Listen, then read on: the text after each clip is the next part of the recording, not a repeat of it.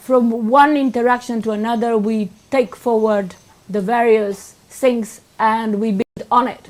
So at the end of this year, we took over the discussions which we had last year in December, which was about why information grows in financial inclusion, statistics, visions, and science, technology, and so on. And central bank governors and statistics and so on, they picked up the issues after that. So during this year, 2016, they had a number of interactions and applications of what they heard about it, specifically related to the issue of data. So the think tanking this year, 2016, is focusing on leveraging the value of data for smart partnership context, for smart partners in their own real-time situation. And I would have said that probably the title of this think tanking should have been a slightly different one. Rather than saying leveraging value of data, we should have said maybe our lives in data, our financial inclusion in data, rather than data, start with data. Because when one says data, and that's the reason why the first session this morning we have discussions about data, is an abstract thing. You cannot see data. This is not data, right? So it is data, but only if you look from that perspective that is data.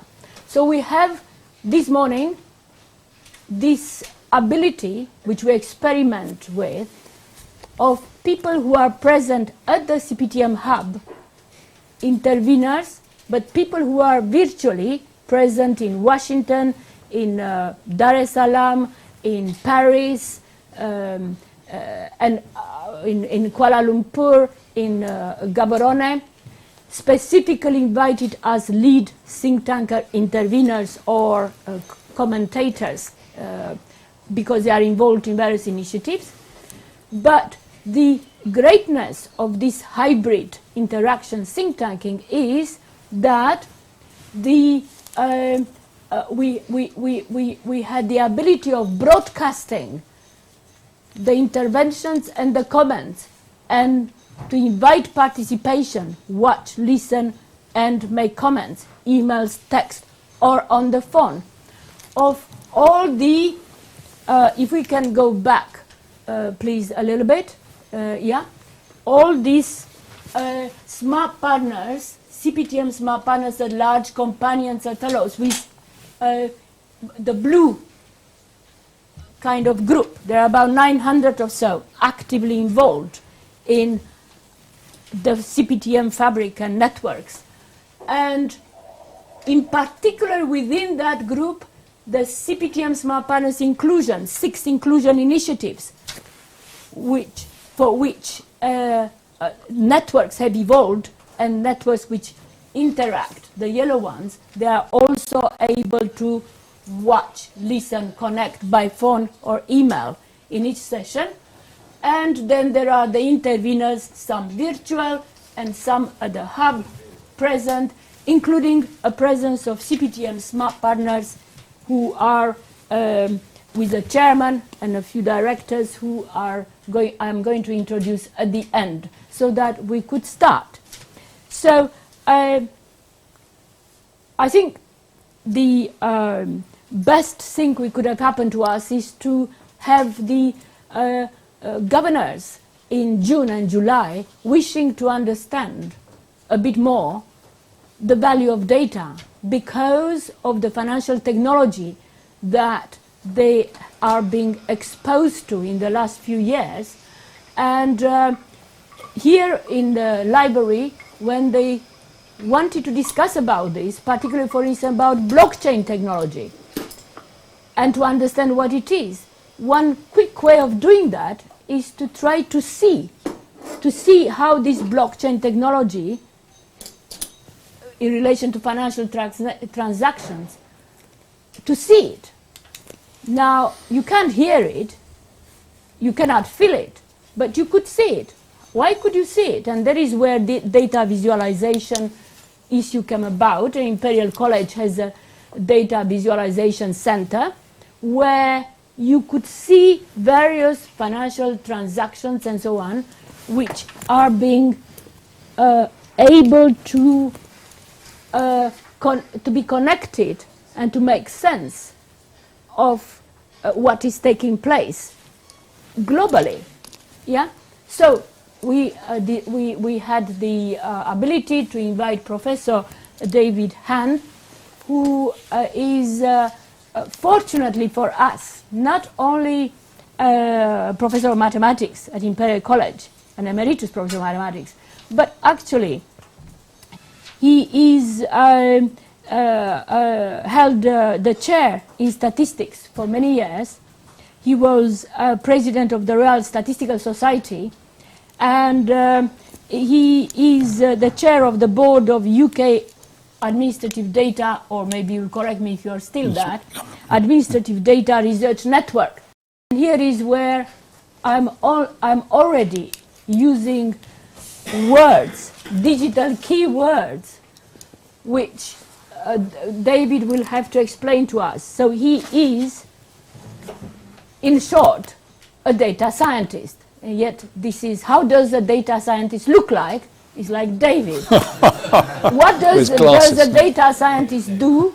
How much can he earn with data science? How do we check on what he does if we don't understand this? How do we value to get him involved in financial inclusion and so on? So this morning we are going to have David trying to make an introduction. I usually not long enough, and that will be followed by Moses from Dar es Salaam, who will mention a little bit about the one of the mega trends in relation to supercomputers and high-performance computers, without which you can't deal with this data. And then we'll go into the immediate reaction of everybody. When you say data, you might say statistics. And therefore, the chief executive and director general of statistics in Dar es Salaam, Albina, to whom we owe the initiation of the group of statistics in Smart Partnership, together with Shelton from OECD.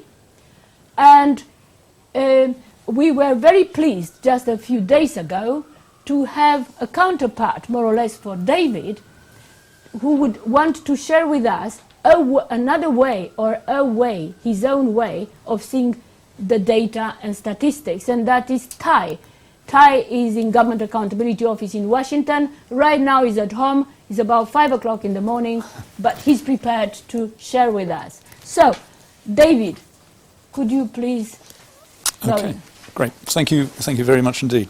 It's a pleasure to be here. Thank you for inviting me. Is the microphone on? You can... Yeah, well, the microphone is on. Yeah, okay, thanks. So when I'm talking about data, I always begin with the observation that you're all familiar with, that the world's changing very rapidly.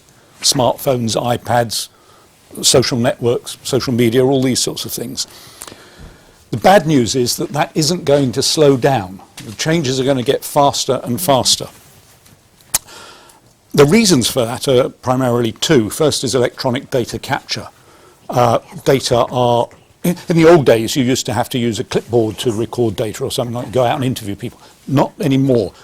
What happens nowadays is that with automatic electronic sensors, electronic measuring instruments, the electronics inside your iPad and iPhone, the information there, the data there, goes straight into a computer and a computer's database without any human intervention. So automatic data capture, and that leads me to the second one, very large databases automatically being accumulated. You don't need to make any effort to accumulate them. So those are the two big changes which are driving this sort of data revolution, if you like. Perhaps I should also at the start define what data are. What data are. Is it a data plural or data? We can discuss that some other day. Basically, data are numbers and meaning. numbers by themselves aren't data. They have to have a context, a meaning. And what one does is analyze data to extract information and understanding from it. You summarize data to turn them into statistics which contain information. I'd also like to note right at the start that data provide a particular view of whatever you're studying. They don't tell you, the data about a person doesn't tell you everything about the person. It will tell you their height and weight and whatever else you happen to measure. So it's a particular perspective, it's a particular view of a person. Necessarily that means it misses out lots of things, but that can sometimes be important to bear in mind. It isn't the entirety of whatever you're studying. I'd also like to observe that data, a good way to think about data are that they are a new kind of commodity. You can both, for instance, you can both sell and keep the same set of data. You can't do that with oil, for instance. And also that the value of data depends on the context. Some data might be immensely valuable to me because of the way I can analyze it and process it, link it to other data to extract useful information from it. And it might be useless to you because you can't do that. So data have a value which depends on the context. Data are not like gold. So a new kind of commodity with rather new characteristics. I'd also like to comment that there are new kinds of data. Traditionally, I mentioned clipboards and surveys and things like that. There are also administrative data, data which are captured during hospital admissions, during tax processing and so on, data which go into databases and are sort of captured data which automatically. are captured now. So again? Data which are captured They're right captured now and they're captured by virtue of doing some operation. When you go into a supermarket, you decide what you're going to buy, you put it in your basket, it goes through the checkout, and the checkout automatically records what you've bought, and it goes into a database, administrative data. There's web scrape data, where people trawl through the internet and look at particular web pages and extract information from those. There are social media data, there are mobile phone usage data, all sorts of new kinds of data. I should of course mention the size of some modern data sets, and this rather unfortunate phrase, big data. It's unfortunate because people have misunderstandings about the risks and potential of it, but it nevertheless is important that there are these very large data sets. How can you visualize bigness of data? We can talk about how you can measure it if you like, but I think the sheer size is really not that important. It's the sort of information content. One of the examples I usually give is the number of pixels in a digital camera. The number of pixels in a digital camera increases as the technology advances, but the information content there doesn't increase. So the sheer size isn't that important. We can also talk about streaming data. Streaming data are data which just keep coming in automatically. So credit card transactions from a big bank or intensive care monitoring in a hospital, for instance, the data just keep on coming. They're called streaming data, which can pose interesting opportunities and challenges. One of the challenges is that unlike what we used to do in the past, you don't get a set of data, take it away, analyze it, draw a conclusion. For much streaming data, you have to make decisions on the fly. You have to analyze the data as it comes in. You can't afford to stop it, go away for 3 months and look at it. The example I usually give there is fraud detection in retail banking, where I might have a perfect fraud detector device. Trouble is, it might take me six months to analyze. I'll take the data away, analyze it and say, yes, this particular transaction was fraudulent. That would be useless, of course. I need to tell you that when the transaction is being made so that I can stop the transaction if necessary. So streaming data. There are also other opportunities arising from this revolution. For instance, the opportunity to perform experiments very rapidly on the web. You know, you can try different. You can compare different forms of advertisement, for instance, to see which is most productive in producing sales, and you can do that instantly with very large numbers. And there are many other opportunities. Together, these sorts of things that I've been talking about form what are sometimes called the 3 V's, which you'll be familiar with: volume, variety, and velocity, describing data. Lots of data, volume, variety, different kinds of data, velocity, data which keeps on coming, and so on. I'd like to distinguish between, I'm saying all the positive things first. I like to distinguish between 2 rather distinct kinds of uses of data. One is retrospective analysis to evaluate and inform decisions, assess public policies and so on. Performance indicators are relevant here. This sort of retrospective analysis, where you will take away data, you'll look at the impact of a policy that you implemented to see how it had come out. You will take away data and analyse it. This obviously has potential impact on monitoring and assessing economic performance, and you might hear more about that from Jonathan Attell tomorrow. One of the potential difficulties there is the following. I started by saying the world was changing, had changed very rapidly over the last few years, and that was going to continue and indeed accelerate. That can mean that we might have only very short, for instance, economic time series. And if you're trying to understand something, perhaps project into the future, forecast, you really need fairly extensive time series. So there can be an issue there because the technology is changing so fast.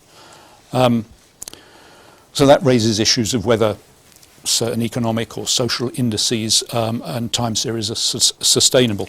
Oh, for instance, a nice example of that is analysing Google searches to try to predict predict the behaviour of the financial markets, for instance. You might analyse Google searches on particular companies. One of the problems is that the Google search algorithm is regularly updated. So any information you got out of how it was performing in the past may not be relevant today. Another example of the way this world of data is changing so rapidly, posing challenges. So I was talking about my first kind of use there, retrospective analysis to understand what was going on, to evaluate policies and so on. The second kind of analysis is real-time analysis. This is referring to the streaming data again. Real-time analysis for operational purposes, to monitor the performance of your company or your economy or your car engine or whatever, where the analysis needs to be done in real time. It's almost real time, but not quite real time. Some of it is real time. If you're using web scraping data to see how sales are going across the country, that's very different from, so you might produce there's something called the Billion Prices Project, which tries to do that, produce a daily inflation index based on sales across the US, in fact. Whereas conventional approaches to producing inflation indices use surveys which go out, and it's every 3 months or whatever they'll produce a figure. So essentially it is real time. It is real time. Yeah. That means now. It means now. It means as it's happening. As yes. it happens. As it happens. Yes. Yes. New tools are being developed. New tools which take advantage of modern data technology, of course. But also, I've just referred to the Billion Prices Project as a new kind of economic indicator for inflation. There's also the Purchasing Managers Index in the UK. There are all sorts of other new kinds of ways of measuring things. And I'd like to make a comment about different indices. Let's take inflation indices as an example. Different ways of measuring these things are suitable for different purposes. With inflation, for instance, there is no right measure of inflation. You all know that you have different spending patterns, so you have your own measures of inflation. But there are also different measures of inflation which are more suitable for measuring the state of an economy, for uprating pensions and so on. So there are different ways of measuring things, and you need to decide what particular measure is suitable for your purposes. Different kinds of technologies. In the discussion earlier, this was touched on. There are different kinds of technologies which are useful for extracting information from data, for transforming the data from just numbers and meaning into information and knowledge. Those include, obviously, statistics, which has been around for a long time, still developing, of course, machine learning, artificial intelligence, data mining. All of these things have something to contribute. They all have their strengths and weaknesses. We can talk about that if you like. I think also, especially in the context of countries, there is a potential for data aggregation, which can be immensely valuable. Let me tell you about the credit bureau model. What credit bureaus do is take data from lots of different financial organizations, pull the data together, aggregate it, summarize it, calculates statistics and information from it, and then feeds the overall information back to the different financial organisations, which can then benefit. And they haven't given away any of their secrets to each other, so they're commercially viable, but they've all benefited. I think there, in the context of countries, there is a role for an independent public body. So those are all, if you like, the good things. I would like to sort of conclude, really, by saying a few words about challenges.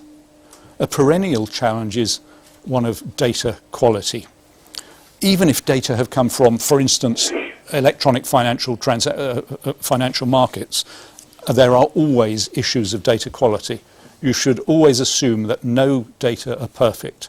If it looks perfect, you should be particularly suspicious. So data quality is something to be especially aware of. Again, we can talk about that if you like. Security, obviously, preventing data from being stolen or lost. In fact, in the UK, every week you will read of some kind of data loss, or somebody left a CD of data, or somebody hacked into a computer. Very important. There are ethical issues relating to privacy, confidentiality, and on the other side, open data, of course. Open data can be immensely valuable because other people can analyse it, benefit from it, feed back those benefits into the community. But the flip side of that is privacy and confidentiality, especially in the context of sensitive records like health and financial records, for instance. At a higher level, accountability is very important, and transparency of what an organisation is doing. So data governance has become a hot topic in recent years. I'm on something, a Royal Society British Academy working group called the Data Governance Working Group, where we're trying to come up with principles which the government the UK government can adopt to inform its data governance policies. And of course, you'll probably, I mean, this is happening all around the world, but in the UK, something called the Digital Economy Bill is currently going through Parliament, which has a lot to say about this. And there's, in the EU, there's the General Data Protection Regulation, which also has a lot to say about this. There are also attempts to set up data science advisors or data advisors in each and every government structure. Yeah, and increasingly there are data advisory ethics groups being set up, which can be very important. I suppose one of the sort of general points here is that any advanced technology can be used for the good or the bad. This was mentioned earlier this morning. And data technology is no different from nuclear technology or biotechnology. It can be used for the good or bad. It's up to us to ensure that it's not misused. So the internet governance as a whole? Yes, I think I'm internet governance, yes, but I'm thinking about data governance, yeah.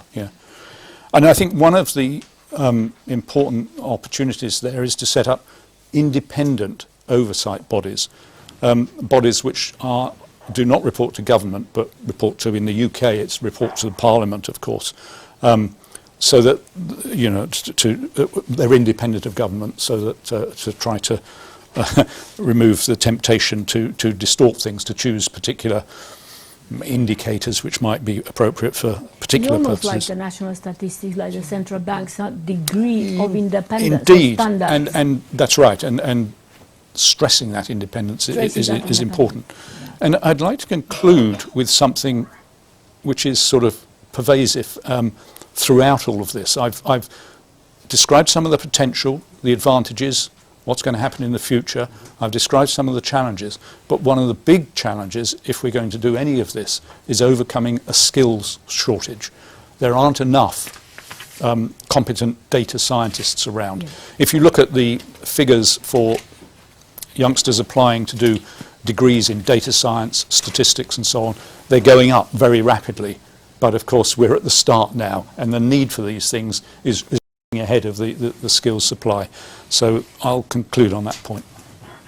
The coming on the underground in London, you would see since 21st of November this Wi-Fi right. Data collection. Yeah. Yes, that's right. Everywhere. Yeah. Could you try to tell us what does that mean? What should we do? So here I'm going every morning, every day through the underground. What does it take place? Okay, this sort of thing is collecting information on Data or? yes, it's collecting data. Yes, Data. it's collecting data, which will be transformed into information. Thank you very much. That's yes, right. yeah. But using this sort of data, you can improve the services. You can see where more people are travelling, where they, the routes they're travelling, whether there are better routes for them, and this will enable you to improve the services so that the organisations can work more efficiently. But of course, it will also provide a better service to the individuals, so the individuals will benefit. In fact, this is what it says. We're collecting Wi-Fi data at this station to test how it can be used to improve our services, provide better travel information, and help prioritise investment. So, So it's happening, actually. It's very much happening. It's informing one It's that happening. we are collecting data for this purpose, for investments and so on, between this date and that date. I mean, 21st of November up to In this 19th case, of yeah, December. yeah. So, and if you want to have the collected data, you could have it. Yes. What do you do with it? Were I to ask the Transport London to get me the data they collected For you. from me? Yeah, yeah. There are, in the UK, there are regulations which will require them to give you that. I don't know how, But what how do it will I do apply with in that this data? context. I own data? Terror attack procedures. Yes. The question of security, but the question of data ownership is a Yes. very delicate one, and there isn't a clear answer. yet. Because in some sense, is the fact that I'm here attending this meeting my personal data, Yes. or is it sort of public data? Is it information about an event that I attended this meeting, which is generally what is it? ought to be? So it's a very yeah. We could have a sort of weeks-long seminar on data ownership. Yeah, very, very good. Thank you. Please, Yeah. yeah, About the right to be ignored. I have a friend in Paris who won a case against Google. yeah, yeah. And the question is, even if the material is not defamatory, well, obviously it has to be removed. But if it is just, someone says, this was an episode in my past, Yeah, yeah, I'm a private individual, not a foreign minister, I'm not Boris Johnson or Donald Trump. I want this off. And the case was won against Google, as you will know. yeah, yeah. Yes, that's right. Google are required to remove information about individuals if they request that it should be removed. You've made me wonder if Boris Johnson has asked for lots of things to be removed or nothing to be removed. But okay, so is Moses available now? So thank you, David. Now is Moses. Moses, are you online in Dodoma? Yes, I am. You are. So how is Dodoma there? Well, Dodoma is very fine. The weather is absolutely very good. But where are you in Dodoma? I'm in the National Archive Center where the data That is telling. data center is of Tanzania. Right. Okay. So just to introduce you to the smart partners at large and the group of the inclusion initiatives and everybody else at the hub also, virtual and present. Moses is probably one of the key smart partners who, since Dar es Salaam, the global 2013 dialogue, took upon him personally to try to get our smart partners to feel at ease with the emerging digital landscape, starting with the supercomputer Param during the Dar es Salaam dialogue, to try to understand why do we need to have it? What if we have it, what do we do with it, or likely to be able to do with it? And everything is quite connected with, of course, ability of storing or analyzing data, which David may come in. So you are the perfect pair to David, but the mega trends in relation to landscape, we made it available to everybody, and thank you for it. Could you focus, Moses, since you know us intimately and all the initiatives, focus on what we need to know out of this emerging digital landscape, please? You have 8 minutes or so. Thank you, Miera. Thank you, David, for the very nice presentation. I'll start with the megatrends relating to data in Africa, like the way you have introduced me, and the way David have been explaining. When we deal with data, we need to deal with processes where how the data is produced, how the data can be transmitted, how the data also can be stored, and then how data can be presented. So that's where we see things like a virtualization, like the one that we saw in Imperial College in London.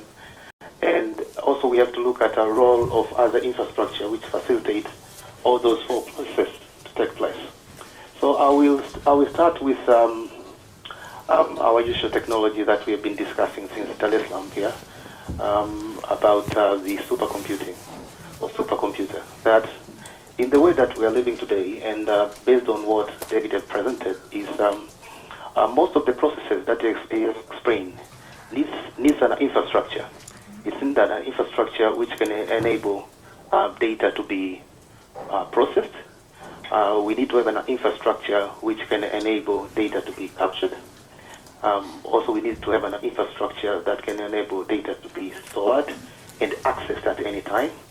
And then there are need of an investment in the world that we are living today on the issues of presentation, how the data can be presented in a way where normal citizens can understand how it is in a graphical form or other forms like the way I've explained before.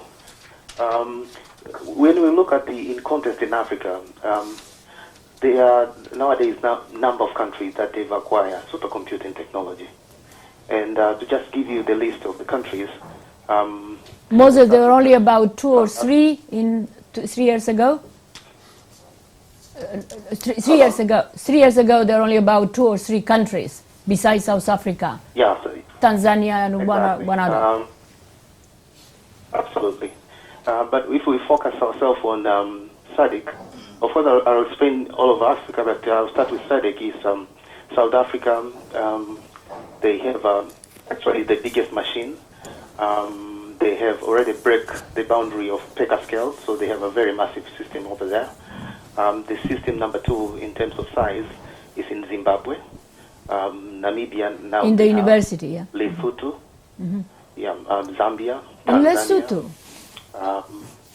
Yes, Lesotho. Because there was a project, if you can remember, the one that we discussed before, on the collaboration between University of Texas and SADC Supercomputing Forum, where there are a number of countries that have benefited from that initiative. So, right. Because of that initiative, there are a number of countries now they have acquired supercomputing technology. Okay, so we have Smart Partnership Hub from Lesotho online and also here. Yeah. Yeah, go ahead. Same Zimbabwe. Yeah. Then Mauritius.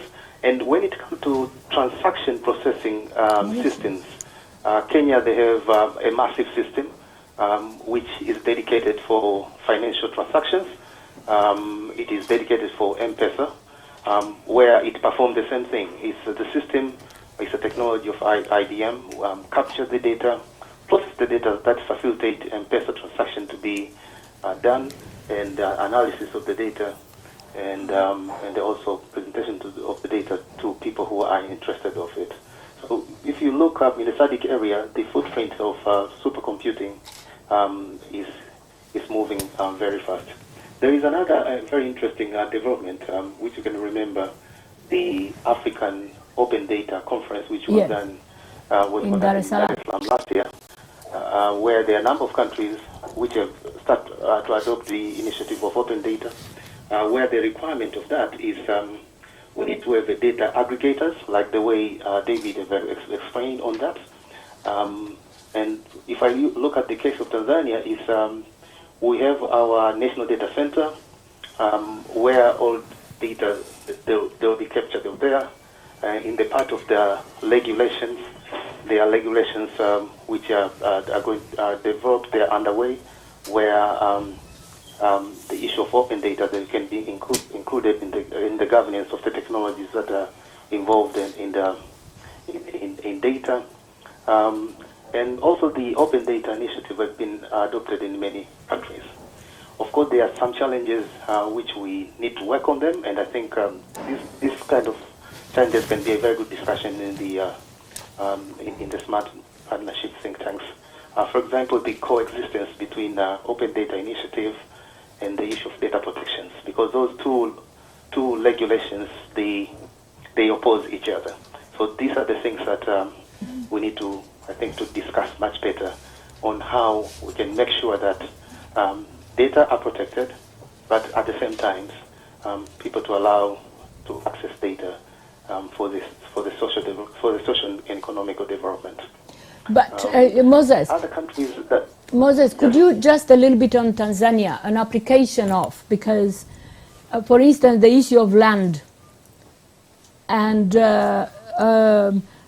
land and addresses and so on, for which statistics offices are requiring, is that an application due to the supercomputer availability, or is it because of supercomputer being there? We tried to use a supercomputer. That's a direct application of it. If you talk a little bit about the land. That's a very good point. In the issue of land, there are processes of digitization of land where in Africa we all know that there are a lot of data that are going to be generated out of that. It's for sure that if you look at technology infrastructure of Tanzania, we have all the components which are needed. We have a statistics office, we have a national archive, which is a mega data center. We have supercomputing technologies, which are used for processing data. We have number of stations where those data they can be captured. As we can remember in our discussion, is capturing the data for land. It involves different kind of technologies. We use combination of satellite to capture data, but it's a massive kind of work, and because of that, that's why we have mega data center. The replication site where I am right now in Dodoma for just storage and capturing. Other part of the landscape is national backbone, which is massive giga backbone, which allow massive type of data to be transferred from one point to other. And because of that, the process of digitalization is still in the process. We have not finishing, but it's going on. It's going on very well, and that shows clearly that the investment in the infrastructure is very, very important. Not only for this land project, but it's for other initiatives which they involve initiatives that involve data processing and capture. And these kind of initiatives are replicated in many countries. But the most important thing is there must be an infrastructure that is able to capture, process, store, and also present them in the way that is going to be meaningful to ordinary users. Okay. I mean, that is very, very explicit, an example of where you are, rather than, and what it is, rather than only talking about the principle of it. So it matches very well David's introduction. And you will be, you have one more point or 2 more points, so because you'll be online with us, you don't leave us alone, because we always need a digital landscape presence for each and every session as much as you can. Yeah? So any more? There's another one point. Yes. I would like to explain on the internet governance. Yes. Especially to make sure that at this particular time, the internet is becoming more open and flexible, so that to enable or to facilitate global economic development. These things are very crucial now, especially to have equitable access of internet, so that no one state can control the internet more than others, so that to make sure that this type of infrastructure, which are viable now, can be very beneficial to other places. Like the way we have been discussing all along is all other things or applications that we envisioned which can benefit countries and societies, they need to be built on top of infrastructure. So the model of openness and the flexibility of the internet is very important, and it has to be safeguarded. So this is the last point that I wanted to say. In addition, with the very good development of the project in Uganda on the issues of blockchain, where the level 39 member Ian Finn, they have started to do some innovation in the payment system. This is a very, very good practical example of what we've been discussing all along. They will be here at 1 o'clock. Yeah. So the startup. Okay. Moses, you'll be online, yeah? And thank you very much. And wish we would be with you at the National Archives in Dodoma, where you're surrounded by likely data to be useful. But are you a data analyst? We said David is a data scientist, and this is how data scientists look like. We have your picture here, not only at the hub, but all over. Is this how a data analyst looks like? Possibly. Are you a data analyst? Or what are you? Yes, I am. Okay, fine. That's all. So if anybody wants to know what is a data analyst, get in touch with Moses. But which is not enough. But okay, so this is just to remind everybody who is invited and to whom is broadcasted this think tanking interactive session.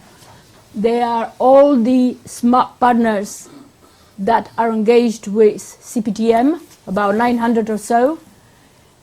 They are particularly those in the 6 initiatives, central bank governors and so on, as far as they can be online, statistics, standards, visions, and science technology advice.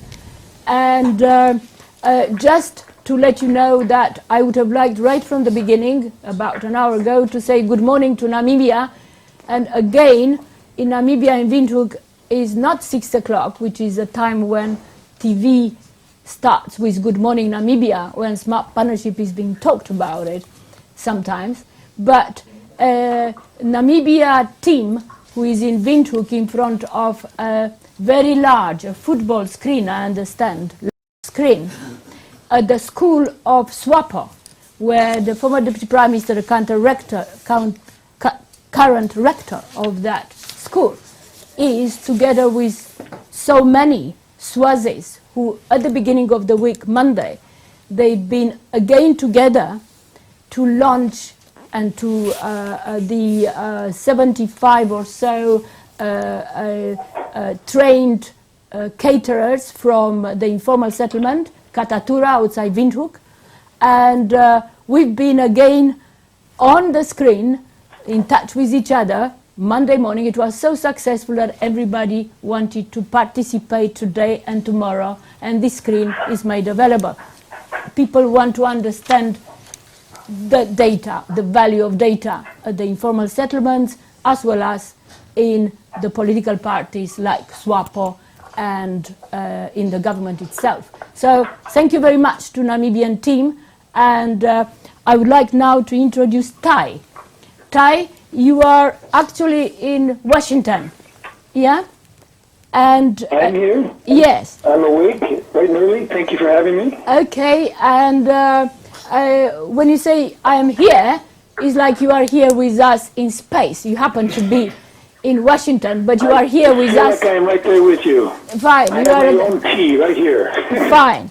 So Tai is, as usual, because of the issues and the manner in which we attract the discussions, he joined us literally in the last few days, but actually we met each other by the way of World Future Society, by the way of another networker, Nancy Donovan, by the way of further another networker, Chief Scientist, Government Accountability Office. And it was one morning for about 2 hours having a coffee in a Chinese coffee shop in front of Government Accountability Office in Washington. But enough to kind of have made an impact on Ty. Ty Mitchell is Assistant Director, which is working on key issues in Government Accountability Office of Data and Statistics. Government Accountability Office, among others, is part of the International Supreme Audit, and Government Accountability Office is a Supreme Audit institution, which probably you might want to mention a little bit if it's any connection with data about it, because very few people quite know about it, smart partners. But otherwise, Ty has a way of looking at the value of data, which he was prepared to share with us. So Ty, please come in. Thank you. Thank you again for this opportunity to talk with you all about the immense importance of data, and also to share with you this kind of it's a personal way of seeing what data are valuable or needed. Perhaps let me start with the command, thou shalt not collect the data they know not how to use. Well, the importance of that command to graduate students in the basement of a Georgetown University campus 30 years ago has been overtaken largely by the revolution that Professor Hand has just outlined for us. David. It's grounded my focus on data needs instead of on data wants. So my approach, my way of seeing what data are of value, that I'll mirror for you in just another minute when I walk through some examples of some important data, is to reproduce in my head the perspective of a hypothetical decision maker. I mean, I pretend to consider their decision as if it were my own, right there in front of me, and then reflect on what data or evidence they might need. In this case, I might need. I think in terms of a legislator, a program manager, you may be thinking of a high-level bureaucrat, the deputy director of some ministry. It doesn't really matter. The approach isn't so important. I mean, who you think, but the idea of putting yourself in the mind frame of somebody else trying to make a decision. My career in public policy and development arena gives another angle that helps me think about this, is where I think about a project or a program cycle that this hypothetical decision maker might be in. So, for example, I might imagine something like a simple three-phase project cycle that begins with design, moves to monitoring and implementation, and then another phase of evaluation, possibly with a cancellation of the program or even returning to start the cycle over again with the redesign. So kind of putting myself in trying to visualize where they might be. Again, the details of the specific approach don't matter so much, but what helps me is having kind of this visual exercise to kind of focus my thoughts. Me, because of my nature, comically maybe, possibly any visual exercise would work. But for today, for you, what I did, I canvassed reporting by my agency the past couple of years to find some examples of data being discussed in our reports that have had major impact. And these examples I'll talk about aren't my work, but I try to describe them through the lens for you through this approach to thinking about data, including where on the program cycle, the hypothetical decision maker might be. So I'm going to walk through some examples here, and I invite you to consider for each what it is that you, as a hypothetical decision maker, might want to do, and where you might be in the program cycle, and then simply recognize the data you would need at that point. There may be lots of possible data come to your mind, other than the ones I'll quickly mention, and that would be excellent, actually. But know that I'm just mentioning the data points and the data that have already been discussed in some of the work that I was canvassing. So the first example is a sustainable agriculture with honeybees. Well, what's so well with bees? Well, as many of you probably suspect, over $20 billion of agricultural products in the U.S. depend critically on the pollination by bees. But on average, over 29% of the beehives in our country die off every winter. Science and experts tell us that that's 2 times the sustainable rate of die-offs. Some of the die-off is natural, but that pesticides are among the list of leading stressors. So, this little exercise, my little mind game, you, the policymaker, you want to design. You want to design a policy or a program, perhaps regulation, to help mitigate the declines in bee and other pollinator stocks due to pesticides. So you need to figure out which combinations of pesticides matter, which correlate with the die-off of the bees. To do this, you need data. You need data on things like what combinations of pesticides are used where, as well as data on where the bees have been or where they are dying. Yeah. Another example, controlling and responding to emerging animal diseases. What's the so what? Well, U.S. exports of pork are estimated to be over $6 billion. Yet, two highly contagious lethal diseases in pigs caused deaths of millions of pigs in 2013 and 2014. So, you, the program manager, maybe you want to implement. You want to implement the Department of Agriculture regulatory program to more rapidly respond in order to control these outbreaks, reducing death and economic loss. To do this, you need data. To do this, you need systematic data on which animal herds, where, are infected with what disease. Another quick example, international food security through our emergency international food aid programs. What's the so what? Well, we're talking about $1.5 billion of U.S. government food aid provided annually to international emergencies involving refugees. Yet, since 2010, this program has shifted its use to something called cash transfers or vouchers, trying to replace the much slower transportation of large-scale in-kind food shipments. Well, vouchers can be faster, and they can often better meet local needs where food markets already exist. So, the program manager, thinking about this, you want to evaluate this. You want to evaluate whether to continue this policy shift. You want to evaluate whether this $500 million you're already providing in this way is effective, or maybe how to improve it, maybe redesign it. Obviously, you need data.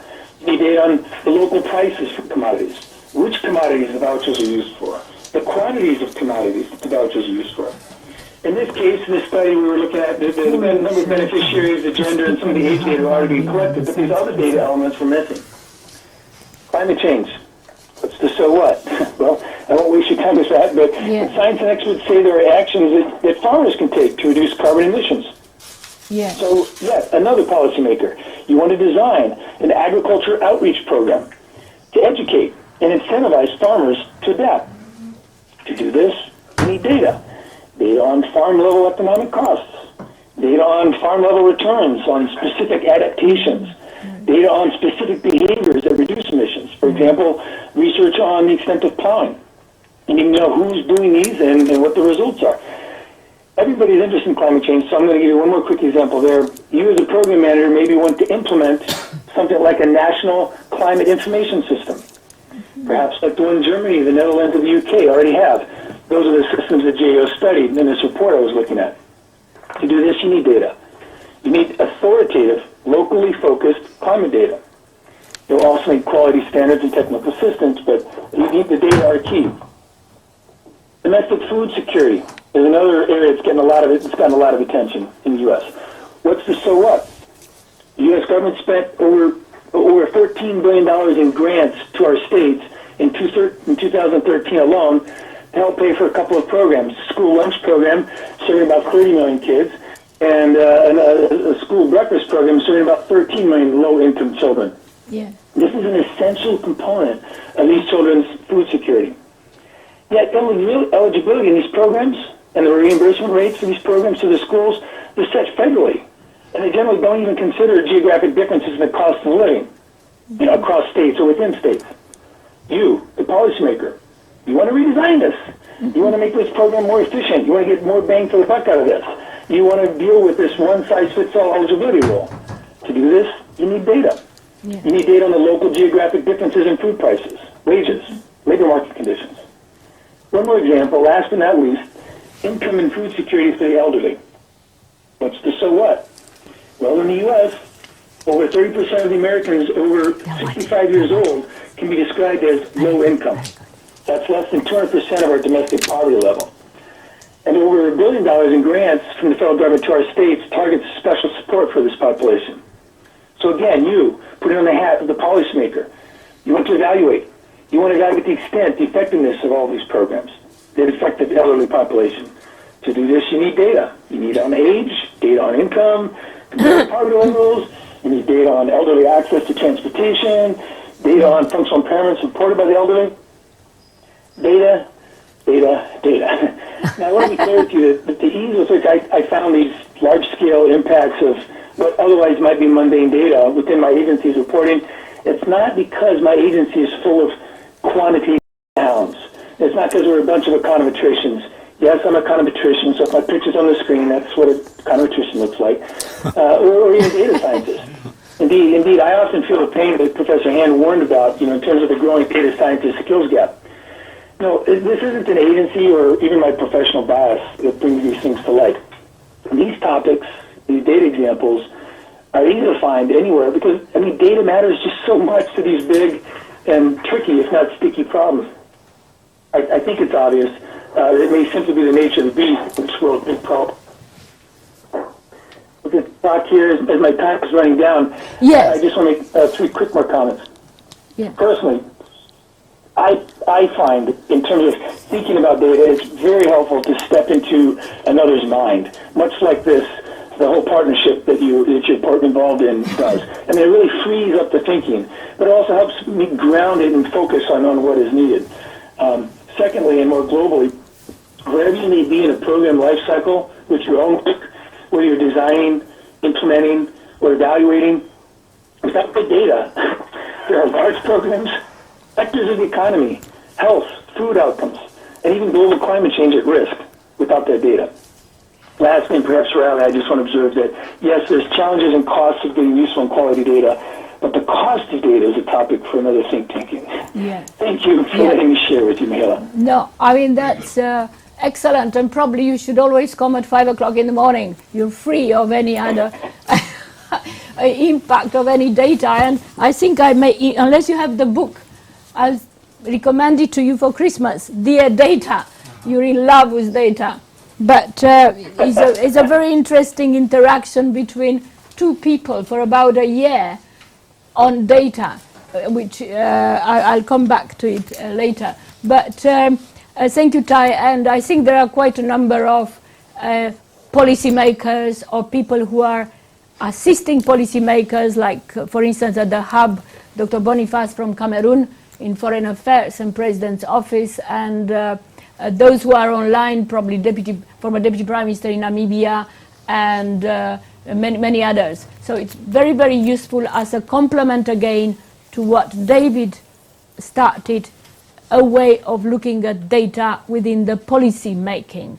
And in other words, policy making is not the same as it was before. It cannot be the same. That's what you're saying. But there are very vivid applications to climate, agriculture, sustainability, etc., that you brought us.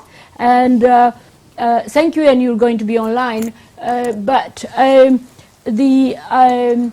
now this issue, David, that we were bringing in since June, July, when we met with central bank governors here, and Moses was also here, and Andrew and so on, about the fact that data is immediately connected with statistics. And therefore, the audience or the people that we are looking at are national statistic offices. And the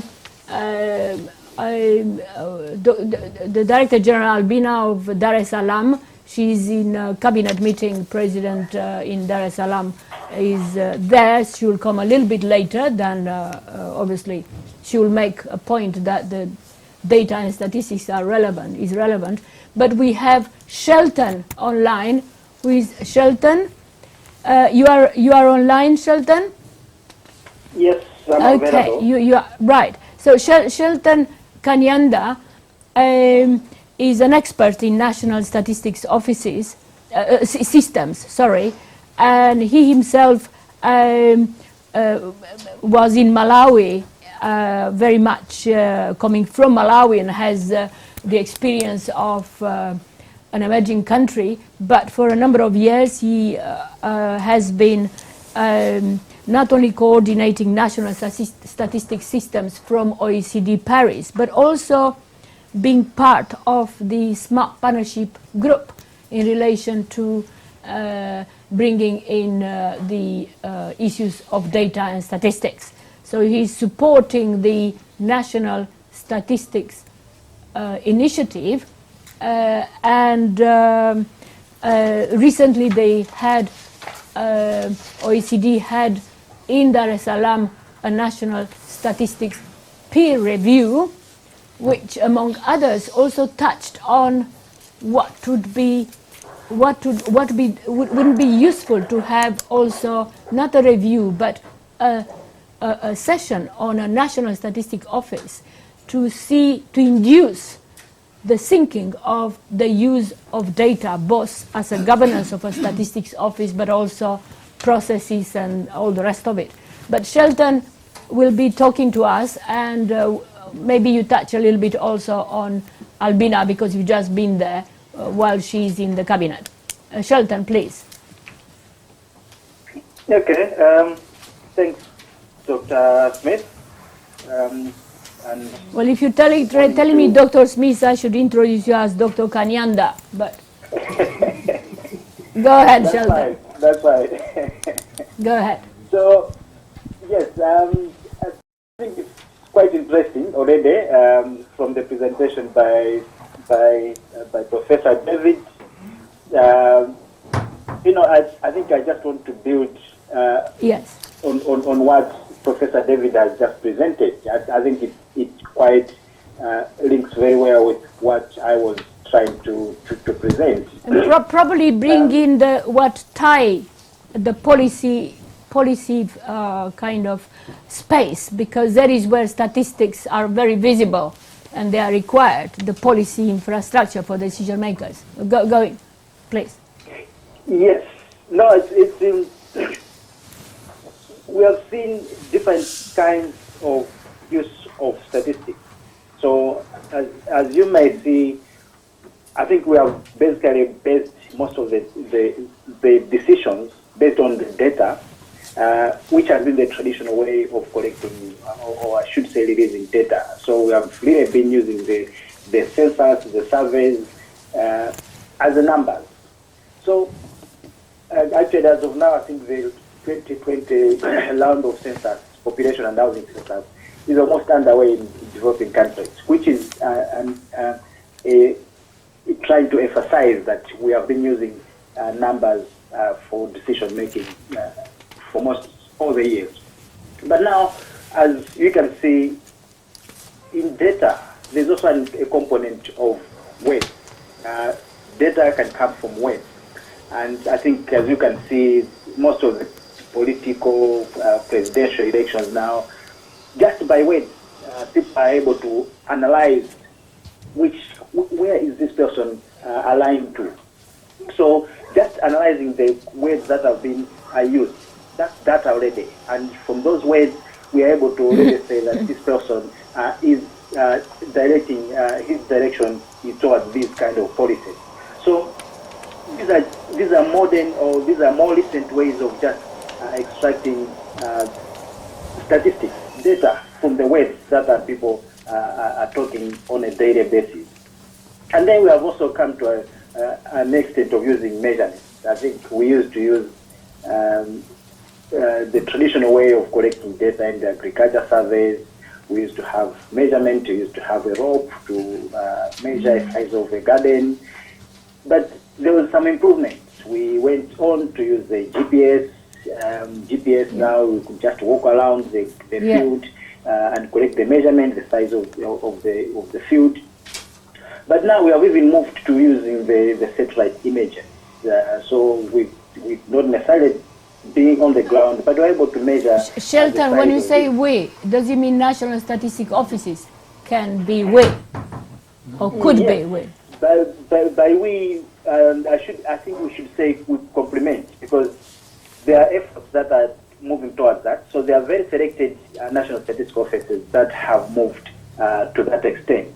So when we are saying we are working towards supporting those countries to really migrate and use such skills.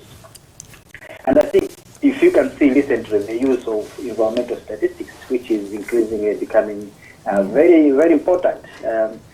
Use of satellite imaging has really been critical to look at forestry, use of cutting down of trees. So these are some of the recent measures that are taking place. And I think as Dr. Professor David also said, the issues of trails have been there. But the question has really been, are we able to use this data, or is it just the role of the National Statistical Office to produce this data? So recently, this is moving away from just relying on the National Statistical Office to provide this data. And as we are saying, the net is being cast wide, so that we should use other sources to produce the statistics. The main challenge has really been the law. The statistics law has still been very limited. The statistics law looks at the statistics itself. It does not really look at the system. So there have been very limited win-win partnerships, whereby the private sector is benefiting from the statistics, and the statistical office is also benefiting from that partnership. So this is where most of the NSOs and the private sector are kind of in dilemma. In order to extract some of these trails we are talking about, the data we are talking about streaming, there's need for maybe what we call developing algorithms. These are the programs that can always extract data and then share it with the NSO, you know. But then, who is to develop these algorithms becomes a challenge. And then, if these algorithms are developed, where are they going to be? That's a challenge. So, to understand between the NSO and the central bank, or you know, if these algorithms were to take place, even the central banks could put algorithms and then extract data, immediately send them to NSOs. These are some of the things that can always be happening, but we are not yet there. I think that's where we should be fighting. Yes. You look at also another challenge that I think we are always experiencing is the skill itself to develop those algorithms. Most NSOs now are much into statistics. They are not into programming. So to develop the skills, to develop the programs, to be able to extract the relevant data from the corporate world still remains a challenge. It remains a challenge. And then we should also look at I think Moses raised that issue, the issue of privacy. We need to anonymize the data that has been collected from the corporate world. So to anonymize the skills to anonymize data becomes quite a challenge, because anonymization has to go with geographical positions, anonymization has to go with personal details, anonymization has to go with institutional arrangements. So you need to make sure that whenever you are making this data, the big data, you are clear of these personal details. They are clear, and they should be shared when you are sure that they are clear. So this is where I think some of the real-time data becomes a bit of a challenge, because it means someone who is developing the algorithm has to make sure that he has already created these, and then the data is coming public without these details making available.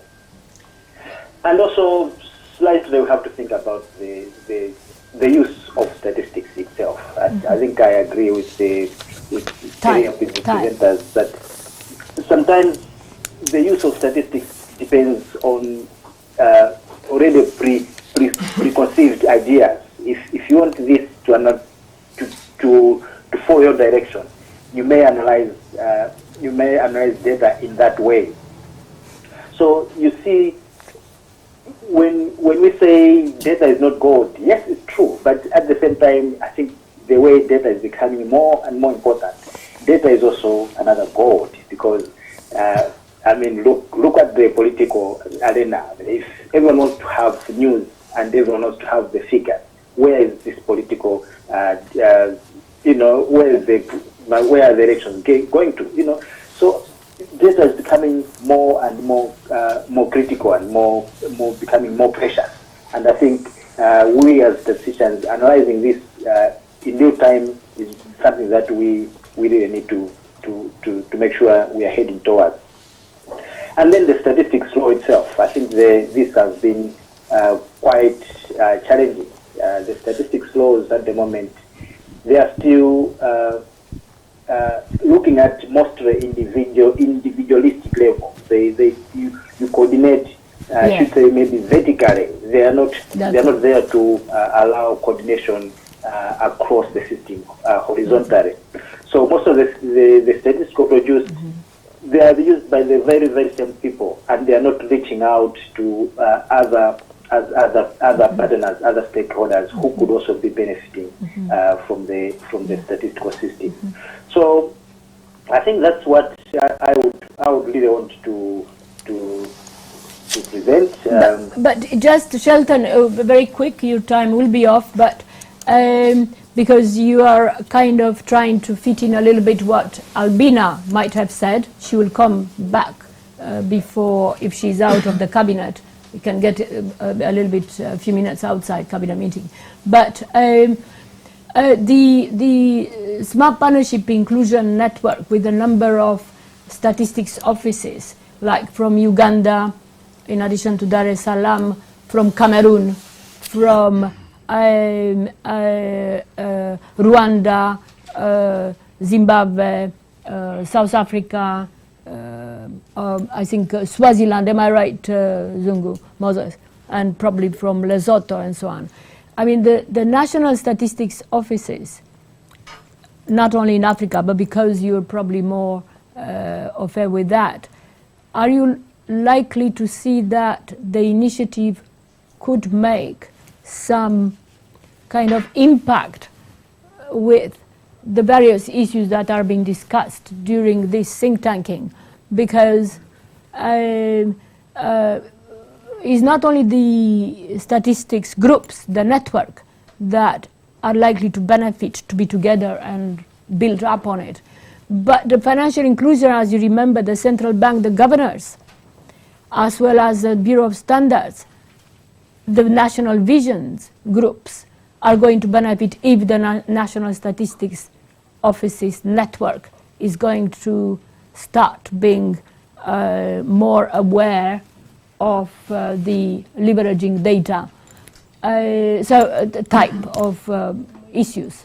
So what do you feel? Do you feel that there is enough maturity and enough interest and enough, or should we do more for the national statistics offices, not only in Africa, because you are in OECD, so you cover many others. It's in Caribbean also, in Malaysia, probably in Australia. What do you think? How do they react to issues of data?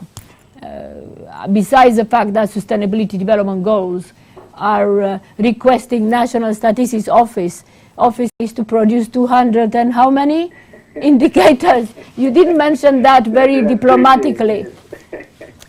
Okay. No, you know, Mehera, it's I think the national statistical offices are now realizing that they are moving towards regulating.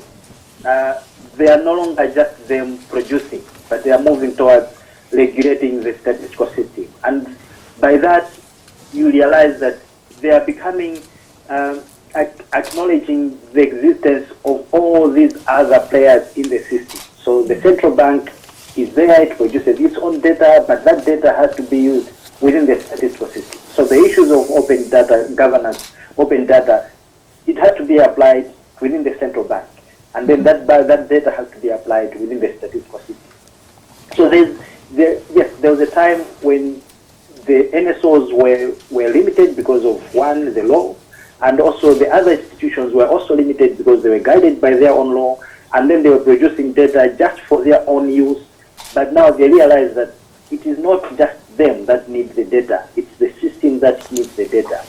And also there's also... And you are saying data, not statistics. Yes, so once it moves within the data, from the facts, once you aggregate them, and then you make a story out of it, that's the statistics that comes around. But I was also trying to put another point. Most of the data we collect, we cannot just analyze without the denominator.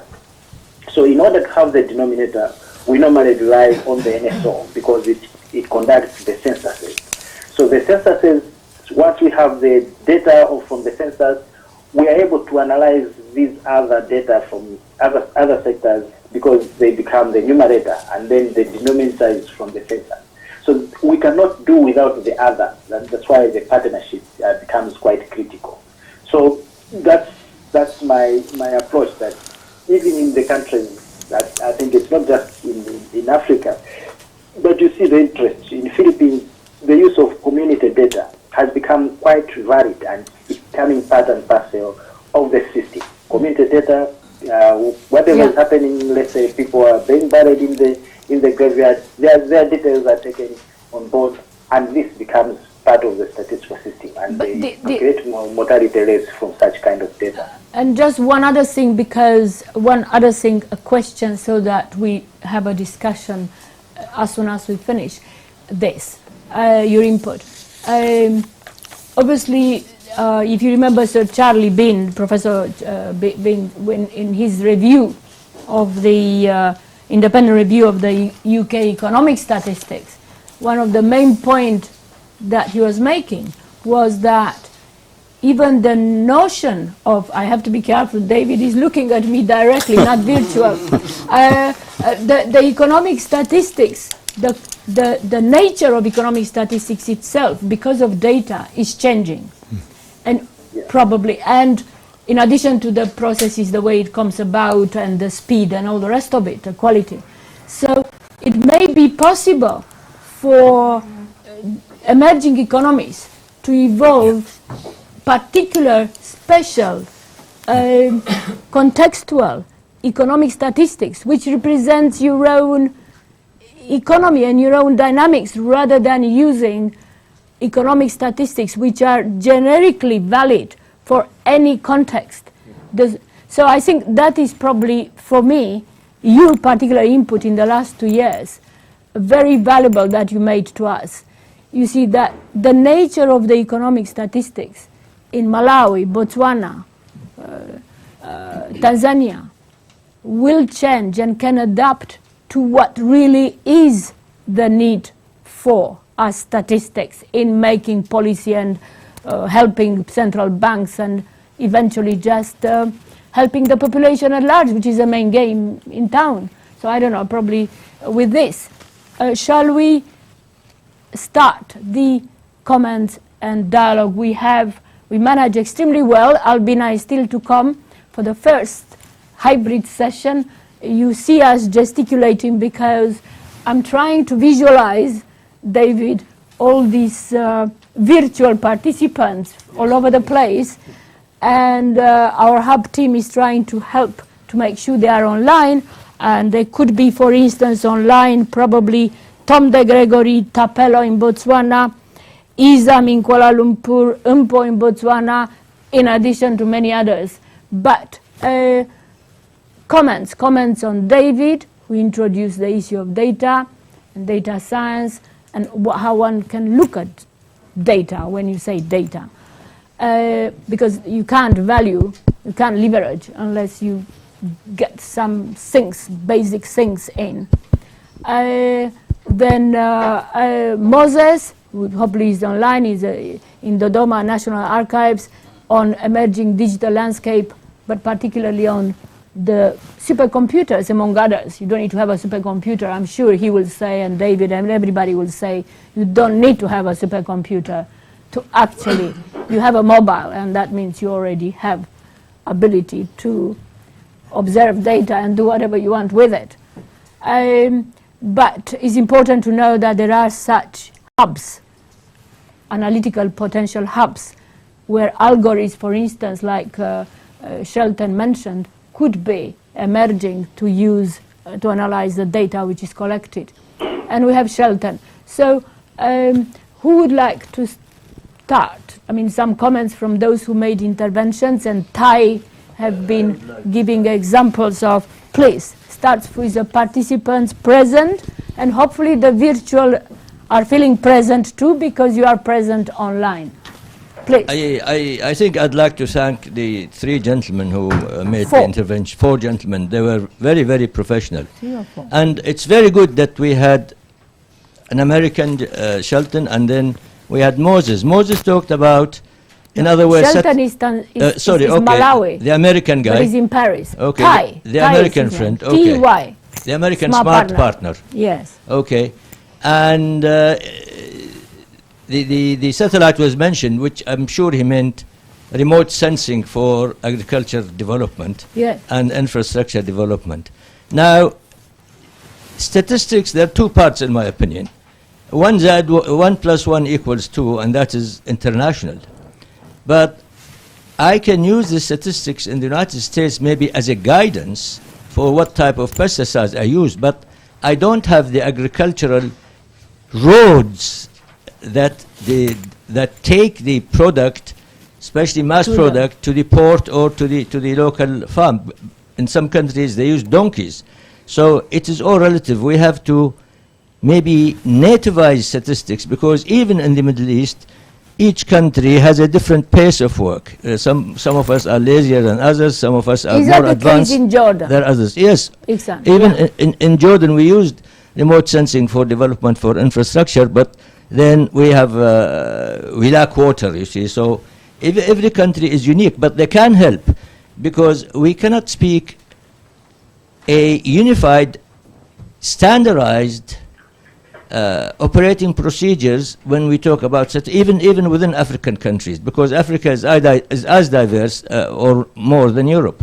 So I think these can be very good guides for us, and see how can we improve the quality of life of the average Joe in our countries through using these statistics, and Data. also, when we don't know, ask CPTM here, because they can put us in touch to the best use of these statistics, rather than proving that I'm clever and I know everything about it, and I can bubble in front of the Prime Minister, but nobody does anything about it. Thank you. But please, Silas from the Mountains Kingdom of Lesotho. Thank you very much, Is everybody watching online wishing to be Yes. in the Yes. mountains, as always. So thank you my for name the is hub. Silas Musutli. I really want to comment on the presentations that we have just received. Interventions, yeah. So before I can do that, I would like Professor David, maybe Just to, David, right? to, Just David. Otherwise, to we help feel me quite to irrelevant. distinguish between the statistics and data, Okay. so that I cannot. Anymore confused. Yes, We yeah. all of us want that. Yes. Okay. So, as with any such classification, there is a certain amount of overlap.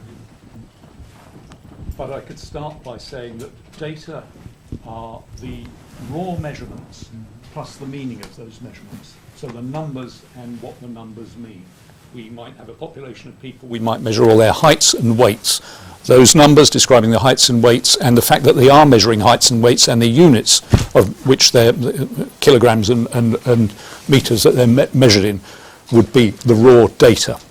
What we then do is process the data to try to summarize it, to aggregate it, to extract some sort of information from it. We might calculate an average weight and an average height, and then we might compare the average weights and heights of different countries or something like that. Those averages, those summaries would be statistics. Now, I said at the beginning that these overlap to some extent, and I could, for example, talk about the tallest person in a particular country. That would also be a statistic, but it would also be an item of data. So they overlap to some extent. But broadly speaking, the raw numbers and what the numbers mean, the measurement units and so on, are the data, and some processed summary or aggregation or some description derived from those raw numbers are statistics. So that's basically. Yeah, now I can. You can continue. Now we can go back to the beginning and I don't know if probably Ty might want and Shelton to add to the difference. Of between course, they data may and statistics, disagree, but yeah, after yeah. you finish. Yeah, well, I really want to upload you for the presentation. Okay. And the rest of All the team. other people who have presented about the data and statistics. Actually, the last presenters, that was Shelton. Kai and Shelton, they talked exactly what I wanted to know and exactly what I wanted to comment on. That But Moses also revealed that you have a supercomputer. yes, And yes. Say what you Yes. do with it. Yes.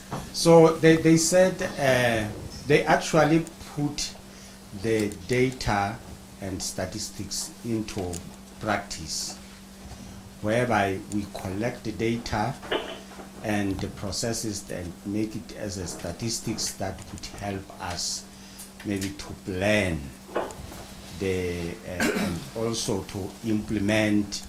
Then they were talking about the cycle, the program cycle, whereby Ty was talking about the program cycle. So in most of the countries, more especially in my country, we know that we have the statistics as a department, but I really see some gaps there and there, whereby we collect the data and we process it and come up with the statistics, but not using statistics to plan our activities. So sometimes when I was sitting here listening of the presentations, I was saying, okay, as the hub, I have a lot of work that I have to do in order to make sure that the statistics that has been filed there need to be used so that we can achieve what we want. Because I was leveraging the data. exactly, because I was seeing that we had the plan. Now that we are in the new budget of the government, but there's no statistics. We are not using the statistics. We are just using our traditional way of thinking that there are some things that we have to do without maybe tapping into the statistics of how many people that are going to be helped with what we are planning. But let me ask So, you something, Silas, because yes. the government, you have most of the government is a government as a structure is a small country. Yeah. It's very high altitude, but very small country.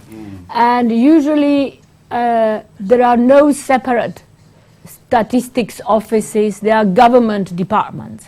Or standards offices, there are standards departments because of the small and the compact. Yeah? So would it be possible for the purpose of what you just said to distribute maybe more the institutionally these functions and with the ability of data to probably collect or make use induce use of data horizontally rather than just waiting for the Prime Minister's office to tell everybody to use this data and statistics. Because so it's a network type. Slowly we come towards blockchain technology and other things, the governance of a different type. So I don't know if David or Ty or others can comment on that, because you have a structure. Yeah, I think it's possible. It's not the same with There decentralization, are it's different. There are some infrastructure under the Civil service under the infrastructure. Ministry of Communications, whereby we are using the mobile phones, and even the people in the remote areas are now, most of them are accessing the mobile phones and talking with other people in the urban areas through the mobile. We had the central bank governor here, Yes. the lady who Yeah. is extremely up to date. Mm. Is most of for the central bank as part of the governors who are. You met her, David, and those you are Yeah, here. yeah, that is true. Yeah. So, So she's- besides that, we have centers. We have different districts in the mountains, whereby the statistics department has the offices in those districts. So I think it's possible. But the way people are thinking, I think we are a little bit lacking of tapping into the data and the statistics that we have to use it to the people. It's the same in Cameroon, I think, isn't it, Boniface? But the issue with the fish, the example given, that there are fisheries data collected in the port, different from the ministries of fisheries, if you allow me to say so, without giving any. And then you have the High Commissioner here, who has this possibility to bring in investors. But which statistics or data is he using? So he got very annoyed about it. That's why he came to the visioning thing. So it's happening everywhere, this. David and maybe Tai, if you are online, and Shelton or Moses, please. I think the point you just made, you mentioned mobile phones, and I think that's a very good example of something which tackles the problem you were talking about. Maybe you haven't got the resources to use satellites to talk about crops and things like that, but everybody has the mobile phone which can communicate information like that, so there are other ways of capturing this information, and I think that different countries can take advantage of these different technologies. I would like to make 3 comments. Earlier the phrase lies, damn lies and statistics inevitably came up, and whenever that comes up I always say I think it has been argued that that's a misinterpretation. Originally it was supposed to mean lies, damn lies, and on the other hand, statistics, which really tell you the truth. But the point is, it is easy to lie with statistics, but it's a great deal easier to lie without them. Statistics may not tell you the truth, but they have a chance. And finally, your example, related to your example of fisheries, 2 different statistics, which one should you use? In the UK, we have a crime survey of England and Wales, which gives you data on crime. We also have the police recorded crime statistics, which gives you data on crime. And they often give different values. One can go up when the other goes down. Now, the reason for this is because they define crime in a different way. They look at different kinds of crime and so on. So you would expect them to go up and maybe diverge occasionally. The important thing, and this is true for all of statistics, is you shouldn't accept any of these values with an uncritical eye. You should look at it, you should look at the definitions, you should think, is this what I want to answer the question I'm trying to answer? You shouldn't just accept them at face value. Does the issue of data brings a bit more ability to minimize the mistrust in statistics? I think does bringing in data, real-time data, gives the opportunity or the perception of being more objective, so to speak? Politics don't come into it, like unemployment figure. Well, if it is real-time, one would say that there is unlikely there to be so much intervention. Well, it depends how the real-time data are analysed and so on. There's less opportunity for distortion, deliberate distortion and so on, but still you should look at how the statistics are derived, what and for definitions what problem, are using. for what issue, which you probably want to make that point, that you don't start with data to analyse, you start with the problem you want to solve. Yes. If you want to start with the mention question and then think what data will shed light on this. Yeah. Tai, you just... Yes, I'd love to jump in. Thank you. I'm sorry I couldn't hear all of the comments. I won't respond to anything, but I do have 3 quick points I'd like to make. I like what I think I heard Professor Han just say. I mean, the fitness for use is an immense challenge, and you almost have to build it into your program of analytics. It's not just simply data quality. How are these data collected and whatnot. But I mean, really, is this an appropriate use of the data and the statistic? So I really underscore the last comment. I also want to echo the nativizing to statistics. I think is so key, and that's why if you're thinking about as I do, try to think about the hypothetical decision maker. It's pretty important to get the right decision maker in mind. You definitely do want to put your place in the position of whatever data constraints you have, and not just be thinking abstractly. I mean, you couldn't just take the U.S. examples I've given and just drop them into different places. Although I think someone else made a comment about, and I think Mahela, you were suggesting distributing the function, inducing the use horizontally. Yeah. I don't know if everyone knows this, but the United States has probably one of the most fractured statistical systems, federal statistical systems in the world. We do not have a central repository, a central standard and whatnot. I mean, it is very much a homegrown over time, which presents an immense challenge. Probably the most important thing I want to contribute here is Professor Hand dropped quite a few challenges out there, and both he and Shelton and others have alluded to some softer elements of data and statistics. The idea that context matters, the idea that, well, again, the fitness for you, so the idea that your perceptions or how the data are collected, there's a lot of softness, quite frankly. And so I think a challenge, I think we're going to increasingly find as we've accelerated from a state of where are the data, how can we find data to help us, to almost, as you're saying, which data do we use, which data do we believe, which data are authoritative. I mean, I think there's a very real problem coming down the pike at us here, and that's public confidence in data. Absolutely.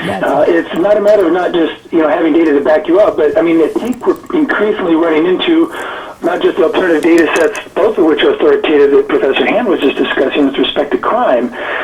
But when you look at some studies out there on Google search patterns and how Google algorithms report different things in a hierarchy of the responses, I mean, Google is a verb. Google is something that people use every day, yet what does this mean to say that the top 3 choices that pop up are this, that, and that? I mean, there's a lot of things you don't know about data and or statistics when you just take them from an authoritative source. So anyways, I would just lay out there that the ethics everybody in this partnership use in the context in which they communicate the data and the statistics, I think is going to be very important, increasingly important, because I think public confidence in data and computers and supercomputers, I mean, I think there's a real risk that we move beyond public acceptance of some of these things in some contexts. I'll leave it at that. Actually, Shelton, you can see your points about algorithms. Do you want to come in quickly until we bring in again some other smart partners? Shelton?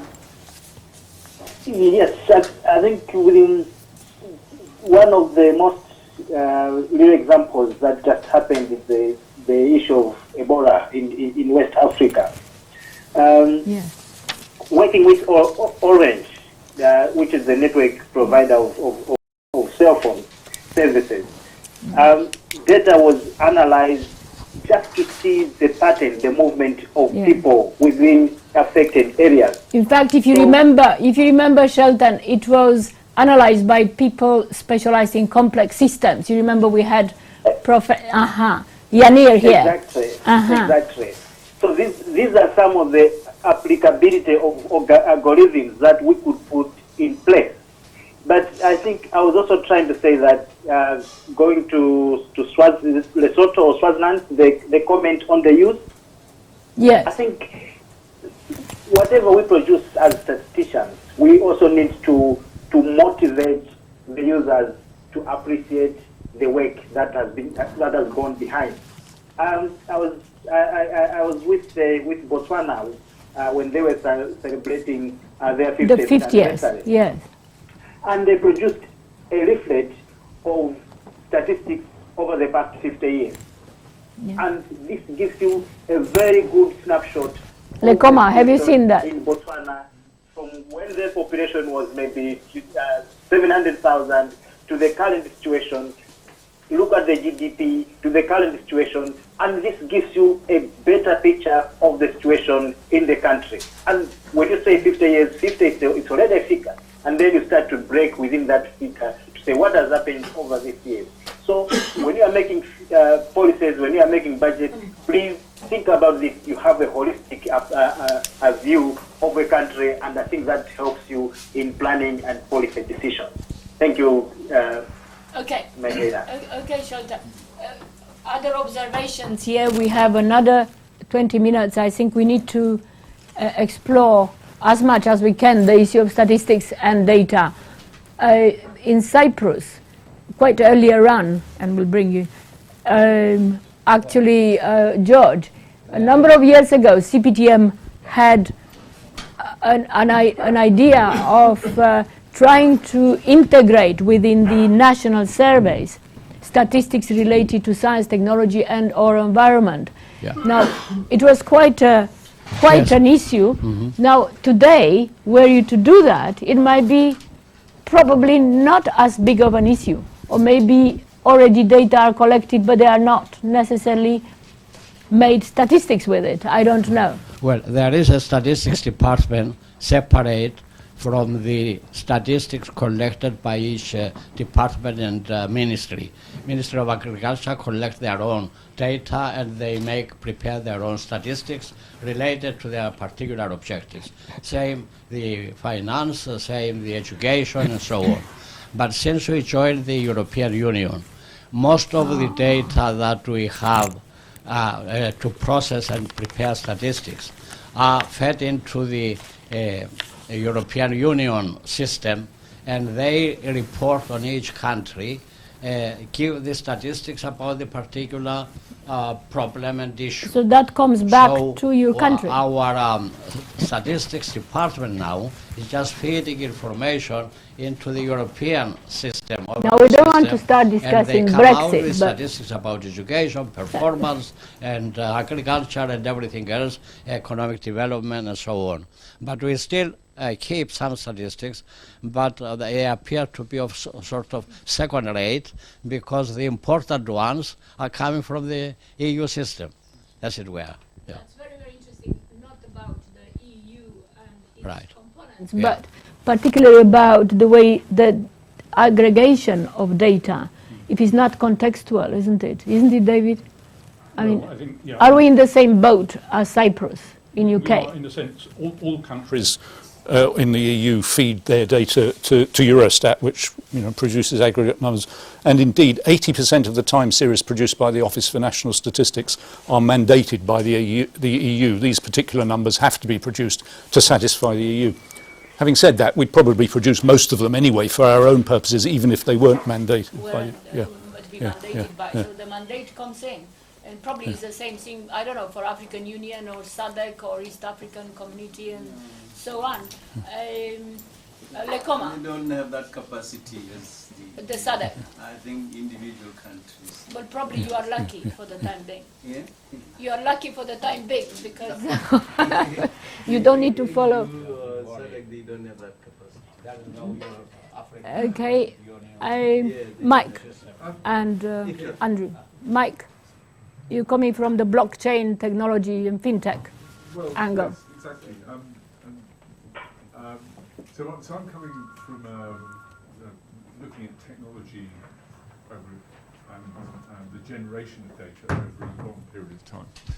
And clearly, there is an explosion of data at the moment. With the introduction of distributed ledger type technologies, for example, there's a whole new science to be generated around information that can be gathered. So it's really a question for David and the participants is how are they looking at the new technologies and how they're generating data and how that data can be used. It does go on to the next session, I know, but I can ask the question of these people. But you were in IBM before. Have you seen it? When were you in IBM? Up to 2011. So it's quite different today, the preoccupation in IBM, isn't it? IBM Watson type. Yes, it's quite different from the supercomputers and all high-performance computers. Andrew? Sorry. Do I need to use this? Or is there something yes, please. You have to, yeah. I had sort of 2 points. One was sort of half a joke, really, which was that the way in which different presentation contributions have been made from in here and from Shelton, Ty, and Moses remotely has been enhanced by where they have been speaking from in a way which I find hard to explain. But I wonder whether I could statistically measure it. And that's the joke. But I'm sure David may not treat it as a joke. He may just think it's a joke from me, but it wouldn't be from him or Martin. But you're talking that because of the... That's really easy. I describe myself as an outlier. Thank you very much, Ty. The second point is the more serious one, which is kind of this whole conversation has underlined the fact, said that the dictum that every system is only as good as its weakest part. Yeah. And beginning from when Moses said, he listed various countries, he rattled off countries in SADC where they had a supercomputer. And then we've heard from everyone where there are weaknesses, from Silas and so on, where there are weaknesses in the system. Let's wait till George has turned his phone. That's okay. He's just coming. Where there are weaknesses in the system. This is real time as it happens. Yeah, and therefore it seems to me a contribution we could make is actually, as we have with quality and standards, Yeah, I wanted to. seeking to look at, and good that Alan is here, what would be a minimum sort of set of criteria where you could say you were on the road? I mean, it's not a question of pass or fail. But on the other hand, Alan, it's quite easy to say could we've you got a make a point supercomputer and this, that, and the other, and then data actually and standards? it's really just a set of statistics, for, as Ihsan said, some bullshitter to impress a president with. Yeah. But actually, what we want to do is to help the security problems, to help the food issues, to help the health issues, and so on. So if we could, as a smart partnership, work towards some set of things, not binding or restrictive, but helpful towards minimum criteria for the good use, the constructive use of data. A kind of code. Statistics Authority acts as the oversight body, the regulator, if you like, for the production of official statistics. It has a code of practice which consists of 8 principles and 3 protocols. The principles tell you the sorts of things that official statistics should adhere to be of high quality and to be recognised as, in fact, what's called national statistics. They get a stamp if they are recognised as adhering to these principles. And statistics produced by not just the Office for National Statistics, but any government department, about 200 different organisations in total, can apply to have the statistics they produce validated as national statistics, to check them against these principles and protocols in the code of practice. So that's a kite mark of quality, and I think that does the sort of thing you're requesting.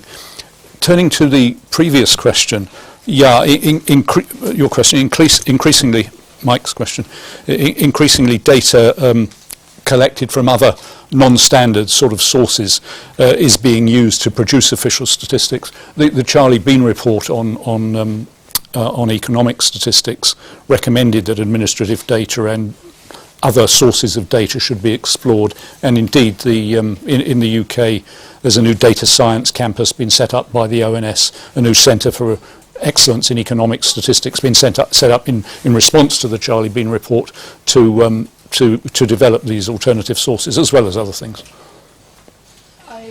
In relation to the Alan, because you next session we'll talk more about Standards, but in relation to data and standards, he just mentioned non-standard statistics, but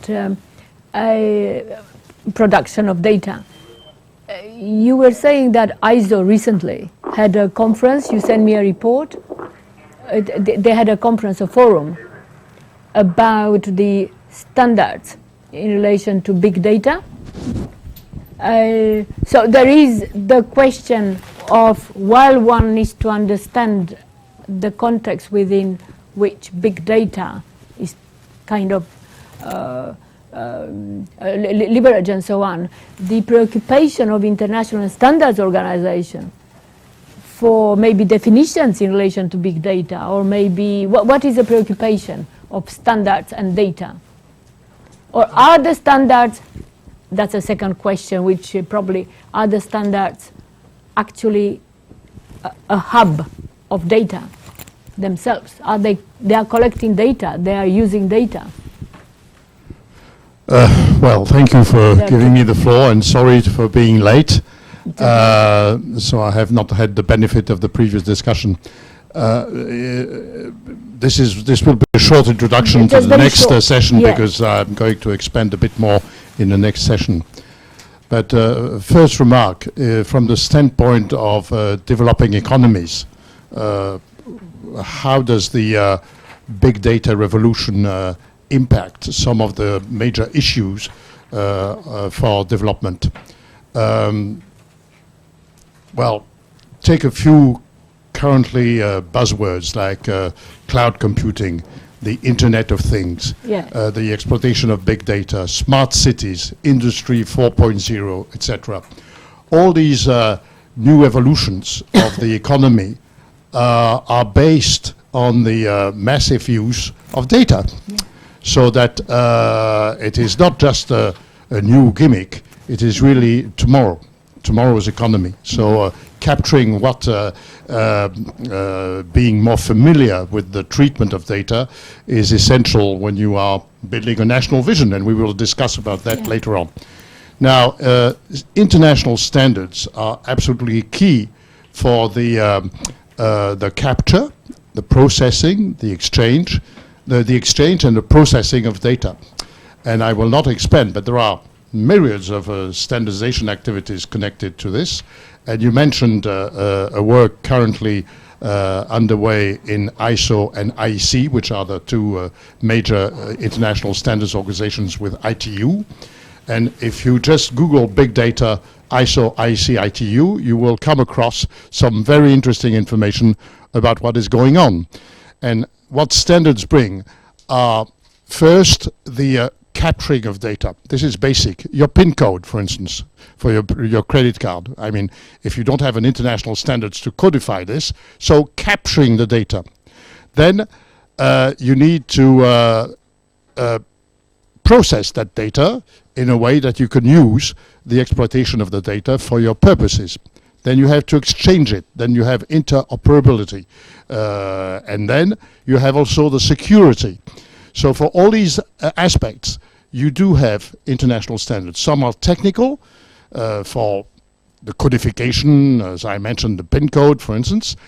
Some are managerial for the management of IT security, for instance, because you cannot manipulate the volume of data that we are talking about if you don't have a secure way of managing the computers and the way you're going to use the data.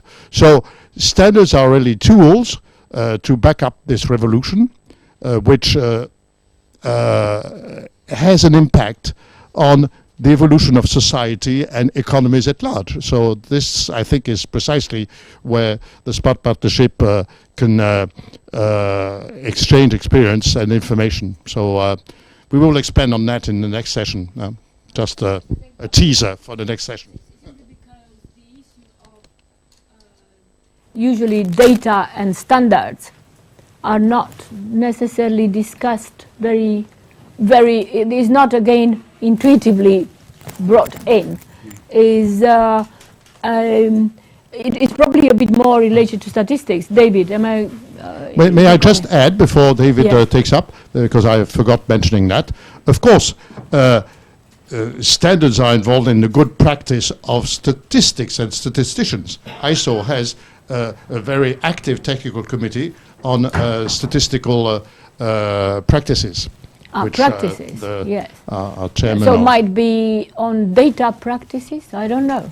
Data. No, it's really on the mechanics of how you process, how you do statistics. I'm trying to focus on data. This has been in existence for some years. Thank you. I would just like to endorse Alan. what we've just heard, standards for data. I think this is going to become more and more important as we progressively move further into the big data world and the data revolution. So I endorse that. Yeah. Thank you. Yeah. Tai, in relation to the supreme audit function. Tai, you are online? I'm still here. Sorry, I'm just getting ready to turn off. I've got to run off in a second. That's all right. Okay, just very quick. And then standards are incredibly important. As I was saying, and everyone has endorsed exactly what Professor Han just said. You can't just have everybody have their own data set and continue to have a conversation pretending that you've got data helping the conversation. Otherwise, you end up with a bunch of opinions. Just corroborated by data. So I think we see this in the public sector a lot, where people making public statements aren't frequently held to the same standard that some of the people in the room might be held to in terms of writing a peer-reviewed research or something. So standards are absolutely important. Thank you. Thank you very much, and have a good day. It's almost 6 o'clock there in the morning in Washington, so he has to go to work. Andrew, Mike, Iksan, any more? Because otherwise I'll call on Moses if he's online, and Shelton to finish it off. Anna, and you'll finish. Please, let's Anna. I was just wondering, yes, data, how much security there is, because I think this is a very important thing nowadays. Okay, fine. So David will come in, and in Australia, we did talk about it. That doesn't mean the others heard about it. John.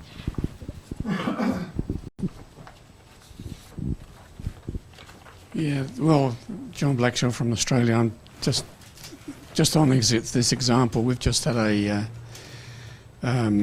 census conducted the number of participants in the meeting is 4 by IBM. Fine.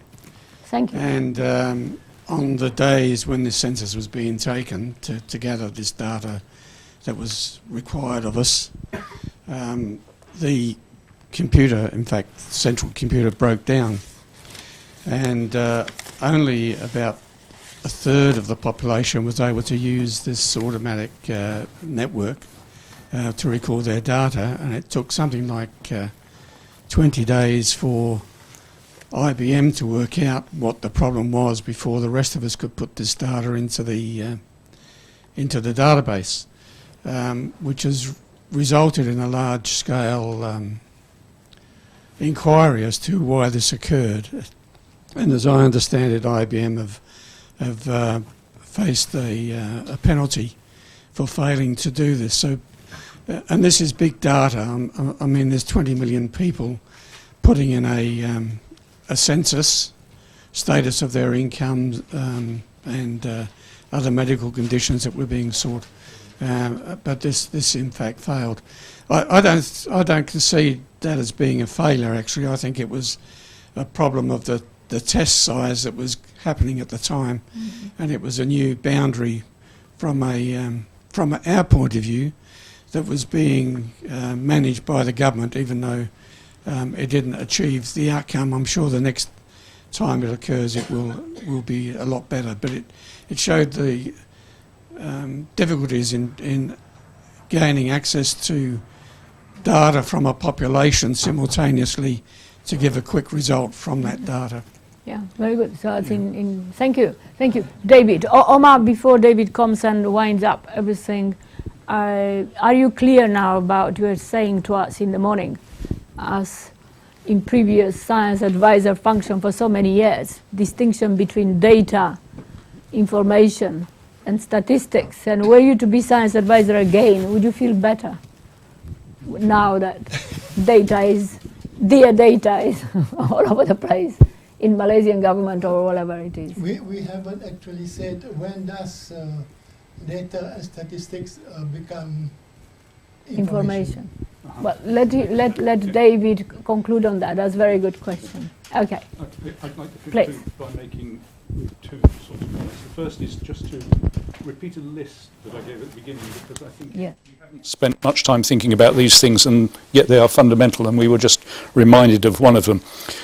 This list is data quality, and these are important things, critical things: data quality, security, ethical issues related to privacy and confidentiality, accountability, transparency in government, and the role of independent oversight bodies, and then finally the skills shortage, people who can actually process and analyse, make sense of the data.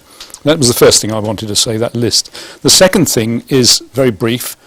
It's to say that data are facts. That's another definition of data, or datum if you like. A datum is a fact. And I may be wrong, but I think it was Winston Churchill who said, "You are entitled to your own opinions, but not your own facts." And I think that's a good place. But can I compliment moment, if you allow me, to paraphrase Ralph Waldo Emerson. Data are words, words are actions, and actions are also a kind of words, and therefore they are data.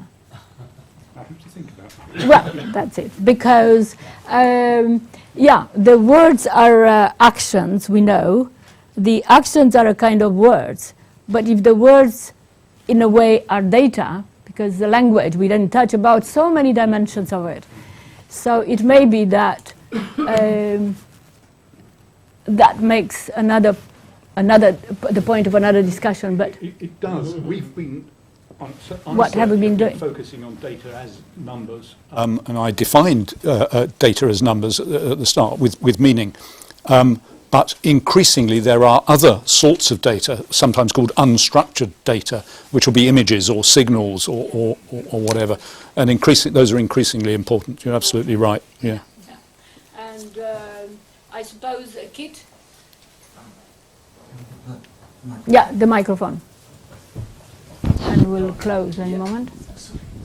So it's just one point that had occurred to me, which would be useful, I think, as a sort of rounding off. It's slightly left field, it's slightly different. But the explanation about what is happening over data and the use of data, and for example, you were talking about the real-time use of data in order to detect fraud. And I will give you an example of what can happen and how actually then it's important for people to have their systems right. And that was use a credit card, okay, for a British person to actually pay their fees to the New York bar, okay? And that will trigger a problem with fraud because you've got a credit card being used in the States. There will then be systems within the credit card company to saying, is this real or not? And they actually will already have cut it and said, no, it's not paid. So you then go back to the New York bar and say, I'm sorry, we'll pay again, okay? Second time, it still failed again because there was a period of time that it took New York bar to correct themselves. You actually had to work on how your systems interact. Just remember system thinking again, that sometimes when you've got these automatic systems coming into place, the interaction of one system with another has to be borne in mind. Thank you, Kate. Absolutely, I have to write to Visa. I mean, tell the bank, but they take small paper from me. And it's based in Bahrain for the Middle East, and they will not honor anything in this country. I was here in the States unless I do that these days.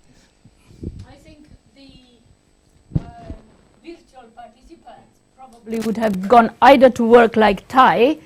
We, those here who are present, need to go to have a quick lunch and be back at 1 o'clock before we kind of forget about the key things that David and Thai and Shelton have mentioned about data to start with. So it's the value of data, the first session, and thank very much to those on the virtual space, the smart partners, to watch, listen, and probably to comment or to dare to comment in the next session, which will start again around 1 o'clock. So do please. Thank very much to David to start us up, and we will be ending up again tomorrow at 1:30 with another a return to the data and the value of data, including data analytics and the statistics. But in the next few sessions, we will be going into specifics of central banking and standards and visioning and science advice. So thank you very much. And I'm a little bit confused myself where to look, actually, virtually. To whom should I look? So I'm just looking around this globe, probably the Smart Partners globe, and thinking that we see all of our smart partners.